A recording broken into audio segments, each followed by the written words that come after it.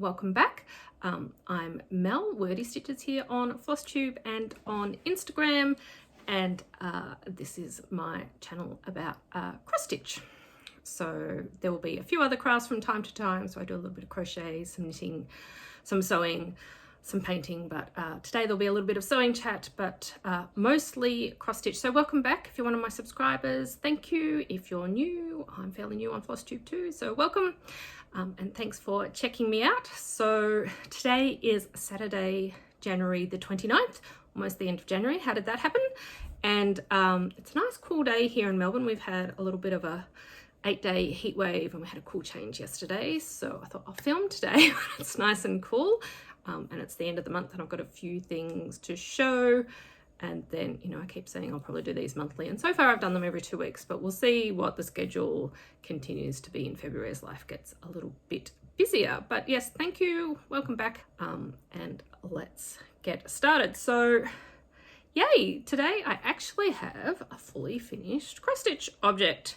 It's a minor miracle because last year I stitched quite a lot. I just got back into cross stitch really last year after a long break, but I didn't really finish anything fully. But I think last month I showed this project. So this is Baking Squirrel by The Blue Flower, and it's a freebie. And I just wanted to try over one stitching. So I did this over one on 25 count. And finally got the hang of it after watching quite a few YouTube videos explaining how to do over one. It took a few until I found one that sort of clicked with my brain. But so it's very cute, and I just made it into a teeny tiny pillow because I wasn't sure what else you could do with a teeny tiny squirrel. It was either find a teeny tiny frame, but a pillow seemed easier given I have some fabric and a sewing machine. So yay, that is a fully finished object, and hopefully there will be some more fully finished objects as we go through this year. But I did make another project bag, but I will show that when I get to the project that it lives in. Sorry, can't talk too early in the morning. All right, so finishes. So I finished Cake or Death, which is an Eddie Izzard quote. So this is by Plastic Little Covers and just in called for DMC on some random white 28 count even weave. Probably Zygarde. That was in my stash. Yes, Zygarde. It's got the orange border. So I finished that one. That was a fun stitch, and I will find a hoop or a frame for that one because that will make me laugh. Eddie is funny. And then, sorry, I keep saying the other thing I finished was my antique locks and keys, which I think I hadn't started last time I showed the threads. So the threads are the dark brown is Verdigris by the Gentle Arts, and the more orangey and green one is Dragonfly by Gentle Arts, and then the grey green is Cook by Cottage Garden Threads, and this is on I think 32 count Rain Cloud by number 12 Stitch Co, handmade at number 12, her Etsy is. And that is finished. This was a really fun stitch because, you know, none of those keys takes very long and they add up fairly quickly, so I stitched that fairly quickly. So I'm looking forward to getting that one framed. I like old style keys. I think I said last time I've got a couple of old style key necklaces and things, and I had one on my first website when I was a baby writer, so I enjoyed that pattern. All right. Oh, I should have said that is by Shakespeare's Peddler, who's also kitten stitcher. So yeah, Antique Locks and Keys by Shakespeare's Peddler. She has a series of those patterns. So she's got one with scissors and spools, maybe, and there's a birds and cages one, and I think there's like a teacup. That might be the fourth one, but they're quite cute, and so I might do a couple of others in the fullness of time because we have plenty of stitching to do. And talking of plenty of stitching to do, let's talk about my whips. So the first one is my Temperature Bookshelf by Kristi's Corner Needlework, who is Dr. Kristi on Instagram. So this is a stitch book each day. That's the maximum temperature, and we're almost at the end of the first month. So, and I am up to date, and I started stitching my shelf for February. So as you can see, this row of pink, pink, pink, pink, pink, those are the last week of hot days we've had, which aren't much fun. So, and I've put in, so the pattern has like 2 knickknacks on the shelves each month, and so there's some charted in the actual pattern, and Kristi sells like an expansion pack which has some extra ones as well. But because it's, so I thought my original plan was like I'll do them at the end of the month when I see what sort of happens that month and personalize them a bit. So the first one, which is, I saw someone else do a pair of like glasses, and I thought, well, it's been really hot, it's summer, so I might do sunglasses. And yes, my sunglasses are sort of pink cat's eyes, so I did, and that pink is pretty much one of the pinks in my temperature range, so it was kind of perfect. So I thought I'll do little sunglasses, which were very cute, so I just sort of charted those out. And then I did, because I've got a bit of a sewing bug at the moment for the first time in a while, I thought one of the, in the expansion pack, Kristi has this little 2 spools, so I just did a few extras to fill up the space because that was a big space.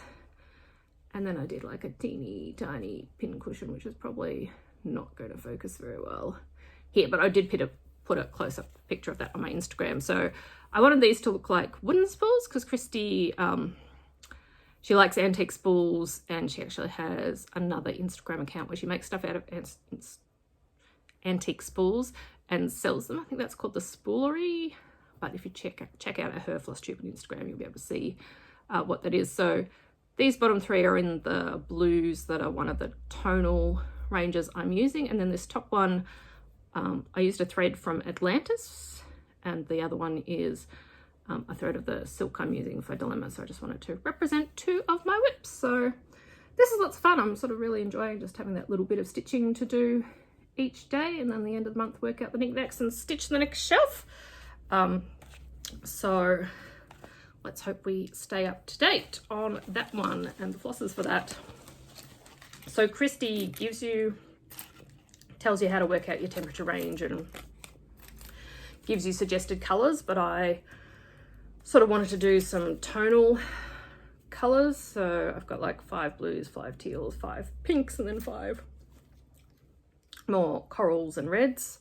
For the hottest ones, they're getting a bit tangled, but those are the colours that I am using, and then the knickknacks, I'll just work out colours as I go along, all DMC. Okay. But stitching and temperature, it's good. There's lots of different temperature charts. She has one that's a drinks shelf as well, and she has another bookshelf that she did last year. So there's lots to choose from, and you know, I've seen temperature trees and flowers, and someone has like a temperature alphabet where each letter, you stitch a bit of it each day. And that's, so lots of things to do if you're interested in that sort of thing. All right, next whip. So this is Atlantis by Our Forest Embroidery. So this is a kit that I bought last year when I got back into cross stitch, thinking one pattern will be enough for me. Haha, famous last words. So this was actually on my whip go board for January, and I'm at my whip go goal, which was 5 days, but I've done a little bit more since last time. I think last time I just started this house, and now I'm almost halfway done with the house. Houses are big. It's really interesting because so the kit threads are all variegated threads, but this one in particular goes from this blue to sort of this acry teal pale color, and it's got really long color repeats. So like the tealy blue will be a couple of, you know, if you cut your threads sort of arm length, a couple of cuts long, and then, you know, goes to a green, and then, you know, blue. So things that look like they're the same. So this one and the roof here are all the same color, but as you can see, this one's mostly blue, this one started off mostly blue, and now it's turning to these tealy colors, which are really pretty. But you know, other ones like the, you know, the orange has got shorter color variation, so it makes it interesting to see. I'm not fussy cutting or anything because you know, it's a kit, so I don't have extra thread or something if I decide to get creative and then run out of things to do. I'll try and put a picture in of where I was last time, but really it was much the same. I've just done a bit more of the house. And I'll talk about February whip go when we get to plans. All right, next whip. So this is my new project bag I made. I saw this fabric in Spotlight, which is for the non-Aussies. It's like the equivalent of Joann's or Michael's. It's a big haberdashery craft chain store. And I really like it. I like this, you know, dusty green greys, and these dusty pinks and things are colours I like and wear, in the sage green, but it's really pretty. I have more fabric. I'm like, oh, I need more of this, but I don't need more project bags, and I will make something else out of it. So this is upside down. Dilemma by Long Dog Samplers. So this pattern, Robin, one of my besties, gave me for Christmas, and she gave me gorgeous Silks for You in this lovely teal. You can sort of see I'm a bit of blues and teals are my favorite colors, and then pinks. So you'll probably see quite a lot of blue and teal on my channel. Oh, if you can hear that squeak, that is my cat. She does not meow, she squeaks or whistles. She thinks she's a bird. So that's PR123, I think. So it's for Silks for You. It's got a very subtle variegation, which probably doesn't show up on camera because it's like really quite subtle, but it's just enough to give a bit of movement in the pattern. So I haven't done a heap on this month, but I have progressed it from where it was last time.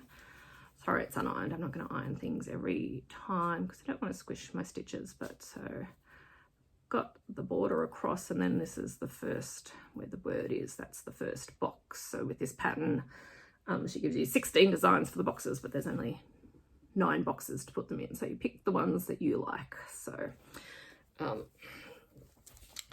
that's what I'm doing, and it's lots of fun. Like, you know, it's fairly dense stitching, as all those of you who've stitched long dogs know. There's a lot of stitching, so that is just a long-term project, and I try and save it for when I'm feeling reasonably awake, because it makes me sad if I have to frog silk that one away.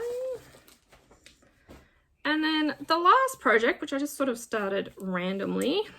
So Liz Matthews last year, I think, one of the Needlework expos, put out a pattern called After the Rain, and I've just realized that I did not take a picture, so I will insert a picture here. After the Rain, and I really liked it. I like rainbows, but I don't want to stitch the full thing at the moment. But I had an idea the other day. I just get these random ideas that I might do one just for to represent my family. So my dad and my mum and me and my brother. My dad is sadly no longer with us. So I thought I would pick 2 colours I sort of associate with each of them. So the colours they like to wear, and then eye colour is the middle one. So red and blue for my dad, and he had sort of green grey eyes. And then the bright yellow is the start of mum. She likes yellow, which is probably my least favorite color, so it's funny. I will wear it occasionally, but she looks really good in it, and most yellows don't suit me. So that won't take me long. Hopefully I will finish that fairly soon, but I just thought it'd be nice to have something that represents the fam that I can put on the wall somewhere. So yeah, After the Rain by Hello from Liz Matthews, and this is a 28 count even weave. I think it was in a mystery grab bag from Handmade at number 12. So I can't tell you what the colour is, but it's just faintly mottled. So it's pretty and it's the right size. I said last time, because I don't tend to have, like, you know, some people have a lot more whips than me, I thought I would talk about some of the patterns each time that I've seen recently that are kind of having a bit of a crush on. First one is the Laurel Witch. Oop. Let me learn to work the technology. It's problem with the iPad. So the Laurel Witch, so I did her Kitchen Witch. So if you watch my Finish Parade, you'll be able to see that one. I did that one last year, but she's doing these series of like little witches, and you know, shows you how to finish them into like a little doll at the moment, and they're all super cute. So this one is, I think, the Winter Witch. This one, I think, is the Witch of the East. Look at the cute little lighthouse. And then I'll talk about it in haul. I've actually bought one of this series, but neither of those two, but they're super cute. And then the other one that I saw the other day, I think I was watching Brenda and Laura, and Laura showed a pattern. It might have been an old one. I can't remember if it was their most recent one or whether it was an older one. A pattern by Miss Prim, which I thought just looked interesting. And so, as you do, enabled by Flosstube, you go along and have a look and check out the designer.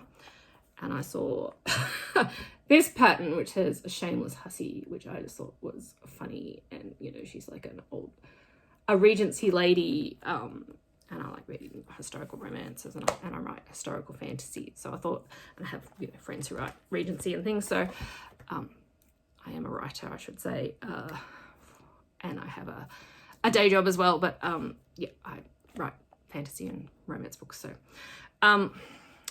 but I also liked it because she reminded me of this. So this is a doll I made. So this is an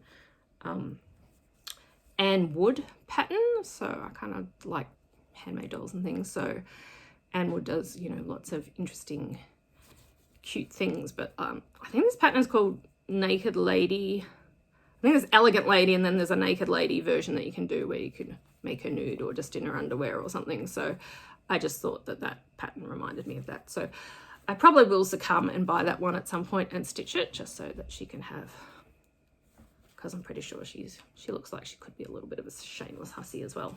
Aren't we all?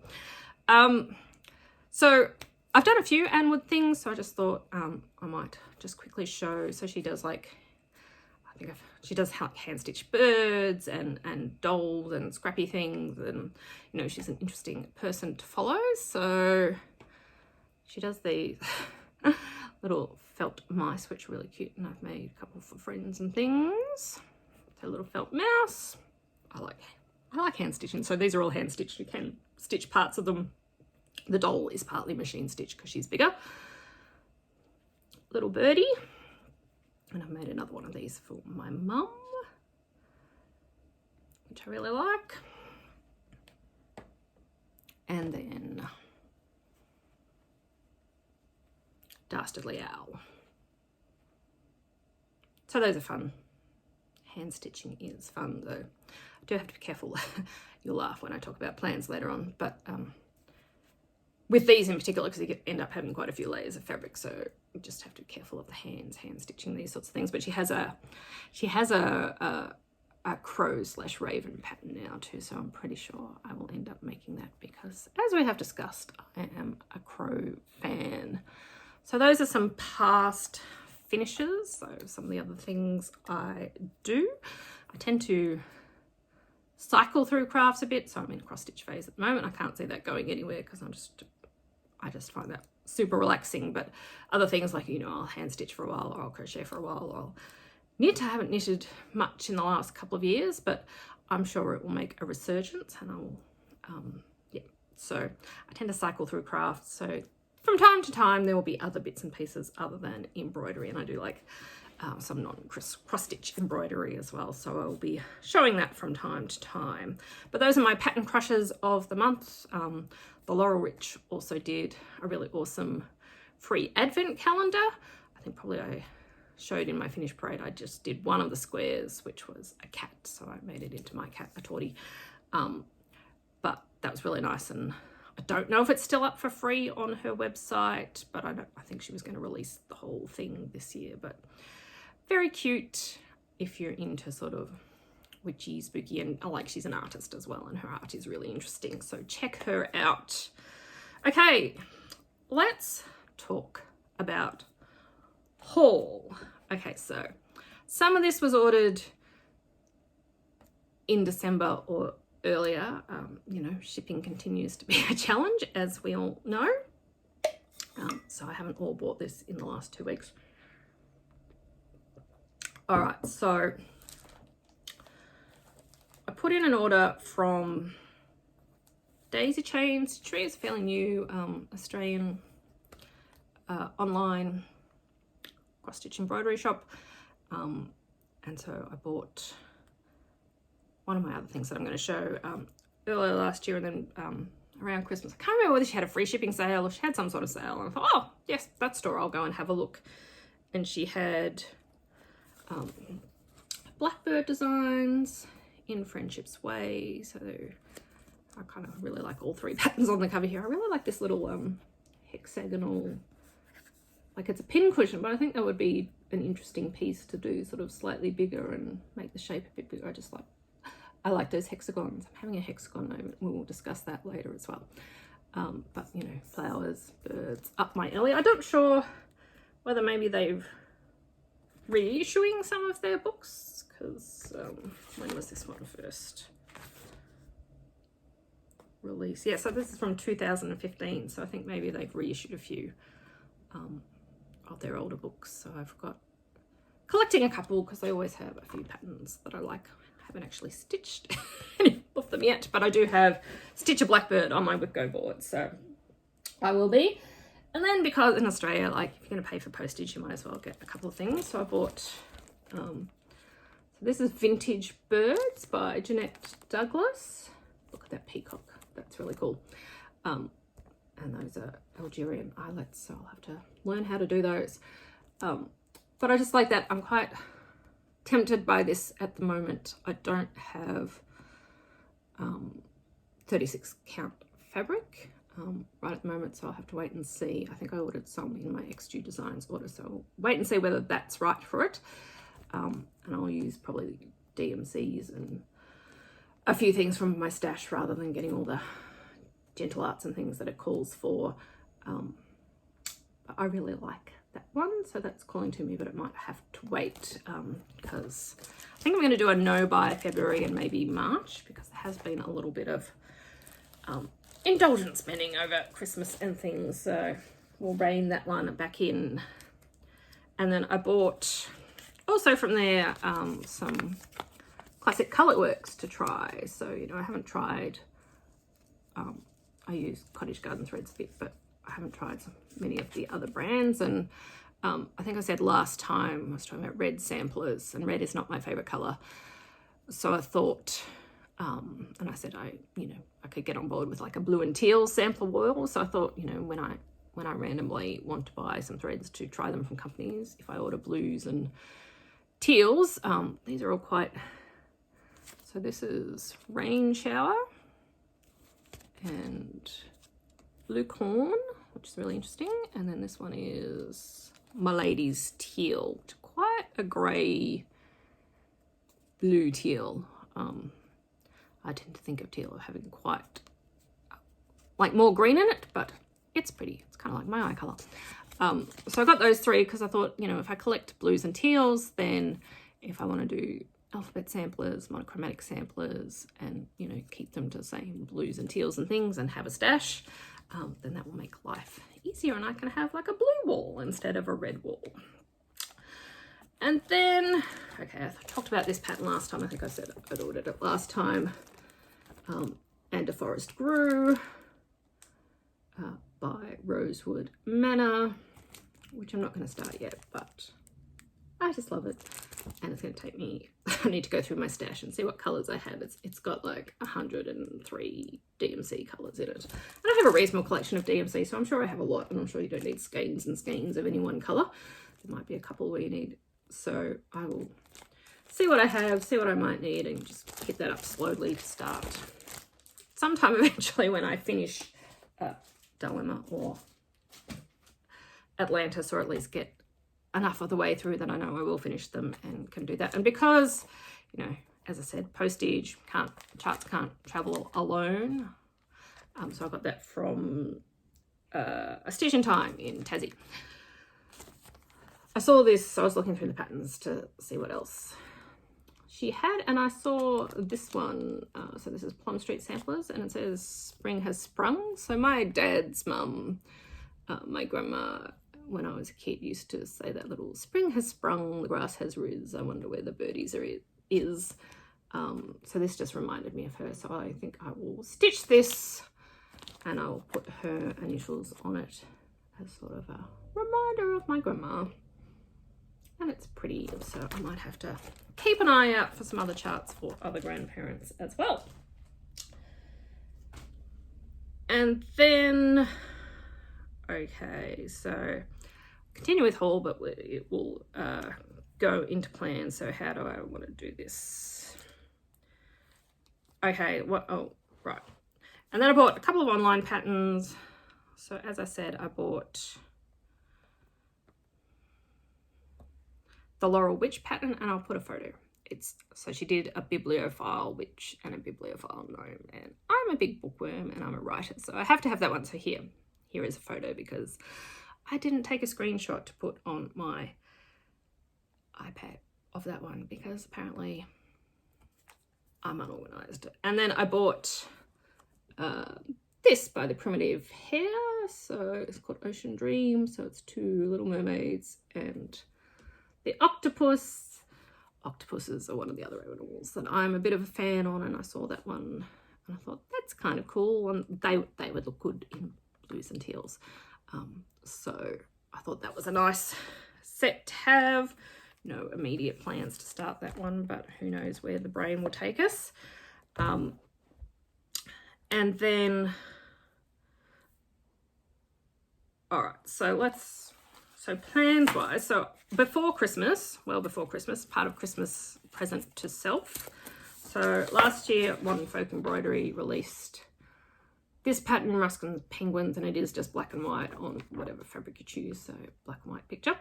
And I really liked it, but you know, I had a take wing on the go and stuff, so I thought, no, I'm not gonna, because it's a reasonable size. It's not huge, but it's a reasonable size. So I thought, I'll wait.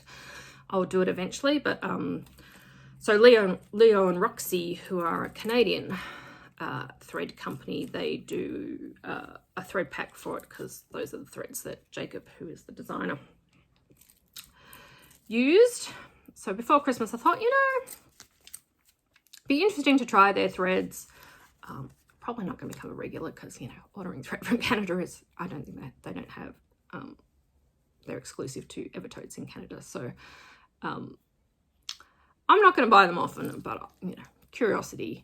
So I'll buy the thread pack for that Christmas present to self. And then obviously, because as I said, if you're going to pay for shipping from Canada, you might as well order a few things. So I ordered some of their tealy, bluey, green colors as well. So this one is Pacific. Ooh, pretty. This one is Tiff of the Iceberg, which is a very cute name. So that's a bit more greeny.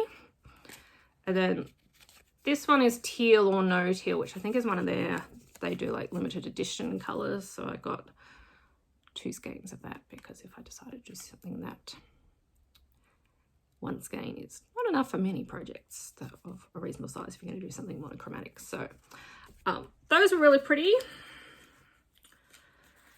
And then I think I might have showed this in my first floss tube. So I have this piece of,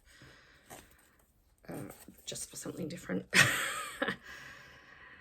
number 12 stitch code. So this is 32 count, and the color is called Whit Sunday. So most people have seen her doing it on greys and blues, or the original is on like a neutral brown, so greys and icy blues and things, so cold colors. But for the non-Americans, so Melbourne, where I live, is in Victoria. So Victoria is the southernmost mainland state on east coast of Australia. And Melbourne is the capital city, and it's situated on a big bay called Port Phillip Bay, and next to Port Phillip Bay is another bay called Western Port Bay, which has a couple of quite big islands in it. Phillip Island, which has, you know, it's a holiday destination, it's got nice beaches and lots of people live there. And then there's French Island, which has not many people live there full time, but, you know, people go there for holidays. And there's Churchill Island as well, I think. geography, not my strong point. But anyway, Phillip Island is about nearly 2 hours from Melbourne, but where I grew up in Gippsland in Victoria, it's about an hour away. And my grandparents, my mum's parents, had a holiday house there. So as a kid, we would spend part of the summer, and during the year we'd go to Phillip Island. Now, Phillip Island has a seal colony, and they have a fairy penguin colony. So those are the little teeny tiny penguins, which you get in a few places in Victoria. So Australia has penguins, and we have them not when it's icy and snowy. So, and we have a nice blue-green water. So I thought that will look good. You know, it's black and white. It's going to look good on anything. So I think that is my current plan, and I may start that this month if I finish my Whip Go things. So let's talk about Whip Go. So Whip Go is by Jessie Marie Does Stuff, and it's like a bingo board. And you put projects in the squares, and she calls 2 numbers that you want to work on, and you set your own goal for how many stitches you want to do, or how many days you want to work on it, or if you want to finish part of it or finish the whole thing. So I'm doing that for the first time this year, just to sort of as a way to keep myself ticking along on some of my bigger projects and make sure that I work on some of the patterns that I have purchased last year that I really want to stitch. So make sure you stitch them. It's good to buy stuff. And I know that collecting craft supplies is a separate hobby to using the craft supplies, but I prefer to at least use some of them, and then you just don't feel guilty if you're using some of them. So January's numbers were 2 and 19, and for me that was my little robin that I showed last time, and Atlantis. So I worked 5 days on Atlantis, and I probably worked like 8 or 9 days on it in the end, not full days, but I put stitches, an hour or so or more stitches into it on those days. And so February's numbers are 5 and 17. So 5 for me is Atlantis again. So I'll probably wait a few days and do that later in the month. And then 17 was actually my temperature bookcase. So I put a couple of squares as the temperature bookcase, and I said, catch up and do knickknacks and things. So, if I get to a time during the year where it's busy and I'm behind, I thought it would be a good idea to have catch-ups. But as we just saw, I am up to date on that at the moment. So I thought, well, I will swap that for another project that's on the board. So, and the one I have picked, is this one. So this is You Had Me at Flamingo by Hands On Design. So I think this was a release last year at Expo, and I really liked it at the time, but because flamingos are cute and birds and the colors, pink and teals, it's me. It's still only a paper copy release. I tend to like PDFs just for instant gratification and less shipping and things. But when Daisy Chain Stitchery opened last year, she had this pattern. I thought, well, support a new shop, and I bought this one. I'm trying to think if I bought something else. Maybe some of the threads. Anyway, so I'm going to do that one, and I've got most of the called for threads. I think there was 1 or 2 I couldn't find when I was ordering them when we're in lockdown and stuff. So and like the shop that I'd ordered a couple of from them said, oh, we're out of these 2, but I can get you something fairly close. So I trusted them to pick me. So I think this one and maybe this one are not the called for, but those are pretty.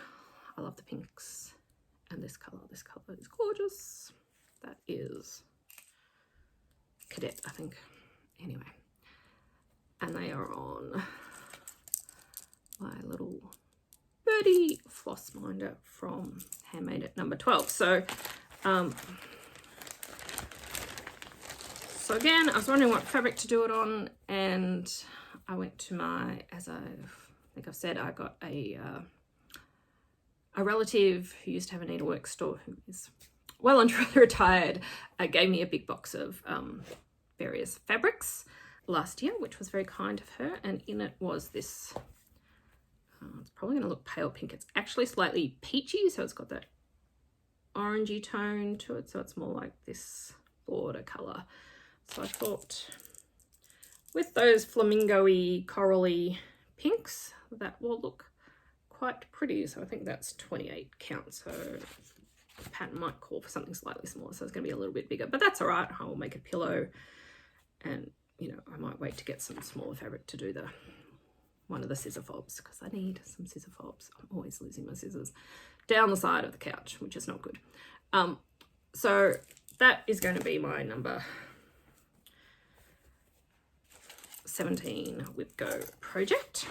Hopefully I can finish that in a month. It's not huge. We'll see how we go. And then the other plan that I have, so this is a little bit of a long and rambling story, but as I said, I've got a bit of a sewing bug at the moment. I've gone through phases of sewing bags, and I've done some very basic quilting, and I've done the hand stitching with the dolls and things, which I like. I have sewn clothes in the past, and I did make a stretch wind cheater thing, probably in 2020. I don't think it was last year. Or it might have been last year. Can't remember. Pandemic blur.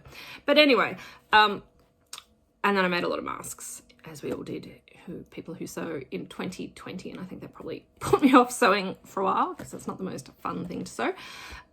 But what was I watching? I was watching, so Cottage Garden Threads is a Victorian company, and they're actually in a little town in Gippsland, which is part of the world I said that I grew up in. So, you know, support local business, it's good. And I was watching, I don't know, was it an Instagram Live or Flosstube that Katie did, and she was showing, so she does English paper piecing, and she's made like a little gadget thing that helps you fold the edges. So English paper piecing is a form of quilting, for those who don't know, and you cut out shapes, and you have paper templates that sit inside them, and you fold the seam allowance of the fabric over the paper. An old school way of doing it is you baste that fabric on, and then you sew those pieces together to make whatever object you are making, and then you take the papers out. Now, I think I said in my first Flosstube, I don't have a lot of friends who do stitching. One of my besties, Jo, does English paper piecing, and she's always done like the teeny tiny hexagons, and I've always looked at that and went, it's very pretty, but it just seemed like, you know, you gotta cut out the shapes and sew all these little things, these little tiny, it just looked like, no, my brain went, no, that's probably a little bit ridiculous. But I was watching this thing, so Katie's invented this gadget where you put the fabric and the paper in the middle, and the gadget's sort of like a flowery hexagon shape, and it's got a little edge that folds over that helps you fold your seam over quickly. And what she showed on that, which I didn't know existed, was that you can baste English paper piecing with glue. You know, not like I've been following developments in the quilt world with any great close attention in recent years. Fabric is a big rabbit hole for me, so if I'm not sewing, I try not to look at that stuff, because I'll end up buying fabric for no particular reason. So I thought, oh, glue basting, that's interesting. That seems like that would save some time in that process, and I sent the link to Jo to show her the little foldy over thing to save her some time. I don't know if she glue bastes or does it the old-fashioned way. Knowing her, she does it the old-fashioned way, because she's good at that sort of little detail thing. I thought, oh, well, that's good, interesting, something that will help my friend out, and sent it off. But for some reason, that sort of made my brain went, oh, well, that's interesting. And because I've done a bit more hand stitching now, and I've made my Ann Wood things and stuff, and I know that I like that, I thought, well, you know, if I don't have to actually baste each piece, then stitch each piece, maybe that will be a little bit less time consuming to do. And I was like, no, I've got all the cross stitch patterns, blah, blah, blah, blah, blah. But, you know, the brain goes down rabbit holes. And so I was just sort of thinking about, I thought, oh, well, maybe I could just try it and do like a cushion or something and see if I like it. And I, you know, you know what it's like on the internet. You watch one thing and then Instagram starts showing you pictures of hexagon quilts and other things. Oh, you know, they are quite pretty. And, you know, I'm a bit of a, when it comes to crafts, I am a bit of a process person. I like learning how to do things. So if I get intrigued by a technique, it will often suck me into taking that up. So anyway, I was like, no, I thought a quilt, because I sleep with quilts rather than a doona because I get hot at night. Quilts are easy to kick off. But a quilt, that would take forever, and that's all right. But I then thought, well, maybe I'll just Google and see if there's like cushion patterns or something. And one of the first things that came up on Google, so there's a shop in Western Australia called Strawberry Thief, who are a Liberty, like official Liberty distributor in Australia. And they have a Hexi Club where they will send you pre-cut hexis every month.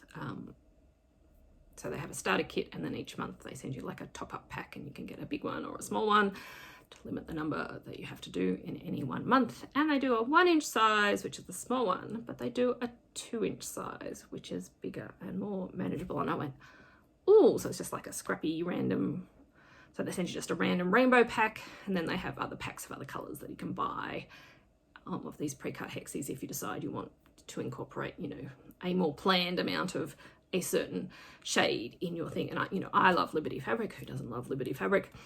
And I thought, you know, and that's a controlled way to do a quilt, because, you know, it chunks it out and you can only do so many a month because they only send you so many a month. So, you know, you sort of make all the initial pieces or a chunk of the initial pieces, and then you start sewing them together in the shapes. And then once you've made all your shapes, you sew them together into the quilt. And I was umming and ahhing.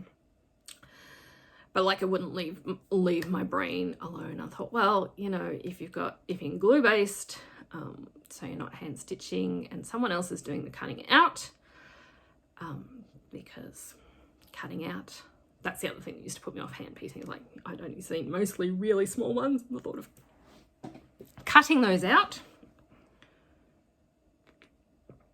did my head in. So someone else cuts it out. It's Liberty fabric, which I like. It's a controlled way of doing it. It can be a long-term project, that's fine.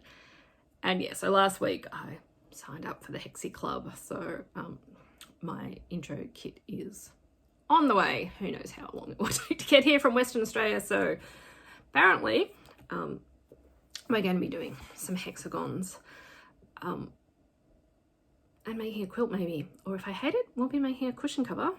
Or 2 cushion covers, how much the introductory pack and the first monthly pack, which will be probably charged before I get the introductory pack, and then I'll unsubscribe if I hate it. But I kind of feel like I might like it if I guess. And so of course I ordered the Cottage Garden Threads foldy over thing as well.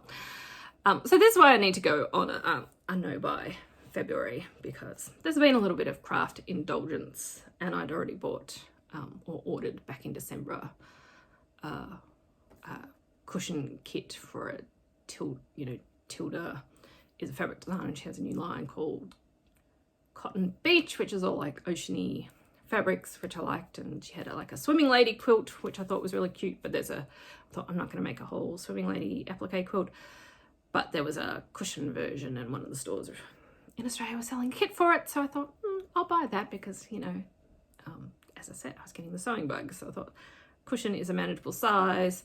It will tell me whether I can handle doing the applique, and you know, it's a good way to practice some machine quilting because it's a finite size. So I have that on the way as well. And yeah, we don't want to go down the rabbit hole too far, but we may have been, and then when I was Googling English paper piecing, can't talk.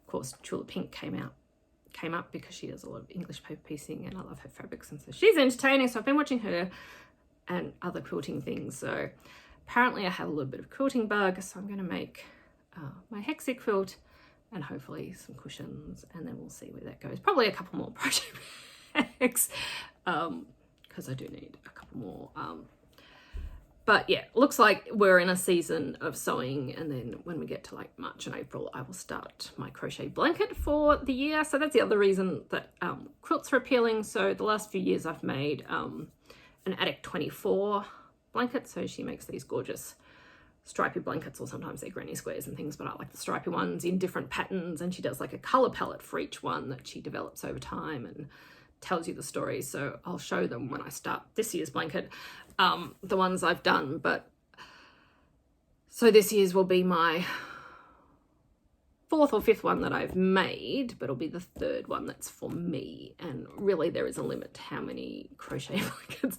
one person needs. So I was thinking, if I'm not gonna make a big blanket, maybe next year, because that always takes me like 3 or 4 months to crochet, because you know time is limited. So I tend to do like a stripe a night, sitting on the couch watching TV, and some of that time needs to be stitching time as well. I thought, well, maybe if I zigzagged quilts, because as I said, I do sleep under quilts, that is something I can use, and you can make cushions, and you can make, you know, lap size quilts and things as well.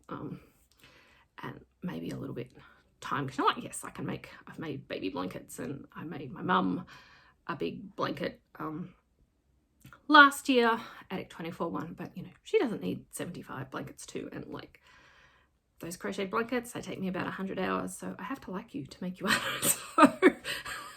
So yeah, so it may be that the season of Attic 24 blankets is coming to an end for a while, and maybe we will do some quilts and things instead, but we'll see.